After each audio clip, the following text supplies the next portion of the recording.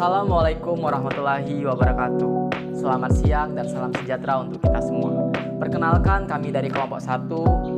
Di sini kami akan membahas tata kelola perusahaan dengan studi kasus PT Bank Negara Indonesia Persero Tbk atau BNI.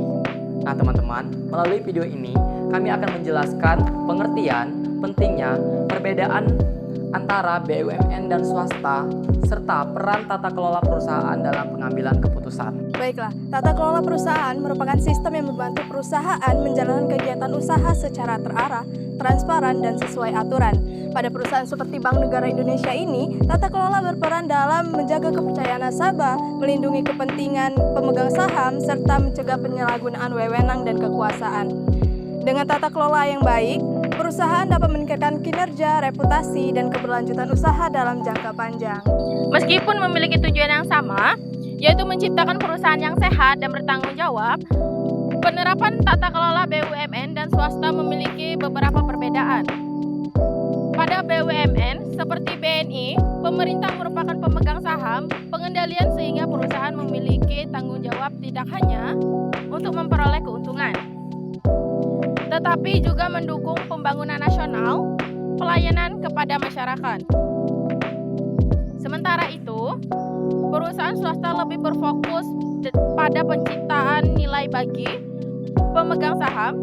Pengawasan utama berasal dari pemilik perusahaan, dewan komisaris, regulator, dan investor. Baiklah, tata kelola perusahaan dibutuhkan oleh semua pihak yang memiliki kepentingan terhadap perusahaan. Nah, pemegang saham memerlukan tata kelola yang baik agar investasi mereka aman dan memberikan keuntungan. Dewan komisaris dan direksi membutuhkannya agar dapat menjalankan tugas sesuai aturan yang berlaku. Nah, karyawan juga membutuhkannya agar hak dan kewajiban menjadi jelas, sehingga tercipta lingkungan kerja yang sehat. Selain itu, kreditor, investor, pemerintah agar informasi perusahaan transparan dan tanggung jawab sosial dapat dijalankan dengan baik. Tata kelola perusahaan muncul karena adanya kebutuhan untuk mengatur hubungan antara pemilik perusahaan dengan pihak yang mengelola perusahaan. Dalam perusahaan modern, pemilik modal biasanya tidak terlibat langsung dengan kegiatan operasional sehari-hari. Tugas tersebut dijalankan oleh pihak manajemen atau direksi.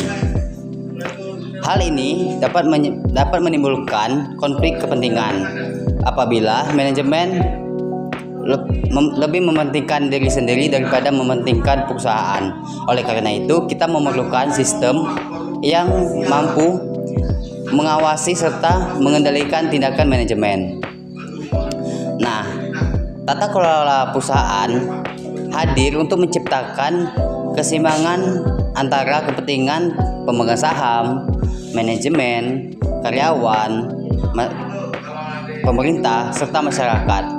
Selain itu, tata kelola perusahaan juga bertujuan untuk meningkatkan transparansi, mencegah praktik korupsi, serta mencegah penyalahgunaan wewenang, dan juga memastikan bahwasanya perusahaan telah berjalan sesuai dengan prinsip etika dan hukum yang berlaku.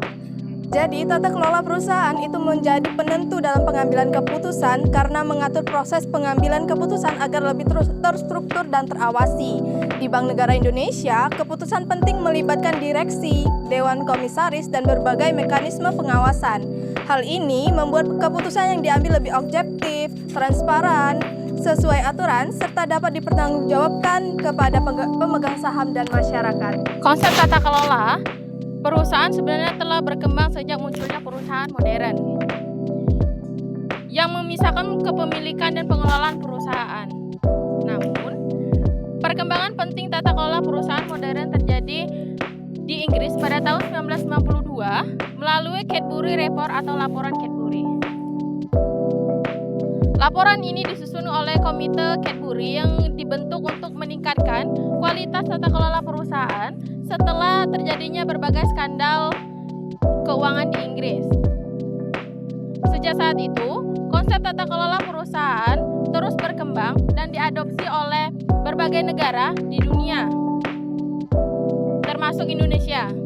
Saat ini tata kelola perusahaan menjadi bagian penting dalam pengelolaan perusahaan BUMN, swasta maupun lembaga pemerintah.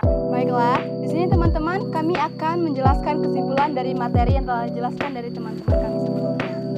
Nah, bahwasanya tata kelola perusahaan adalah sistem yang mengatur dan mengendalikan perusahaan agar berjalan secara efektif, transparan, akuntabel, dan lain-lain. Dan penerapan tata kelola yang baik sangat penting karena dapat meningkatkan kepercayaan investor, melindungi kepentingan seluruh pemangku kepentingan, mengurangi risiko penyalahgunaan wewenang, serta menjaga keberlangsungan perusahaan dalam jangka panjang. Meskipun BUMN dan perusahaan swasta memiliki perbedaan dalam penerapannya, keduanya tetap memerlukan tata kelola yang baik. Dengan demikian, setiap keputusan yang diambil menjadi lebih objektif dan bertanggung jawab, sehingga memberikan manfaat bagi pemegang saham, karyawan, pemerintah, serta masyarakat. Itulah pembahasan dari kelompok kami, semoga bermanfaat dan berguna untuk kita semua. Sekian, terima kasih, saya akhiri. Wassalamualaikum warahmatullahi wabarakatuh.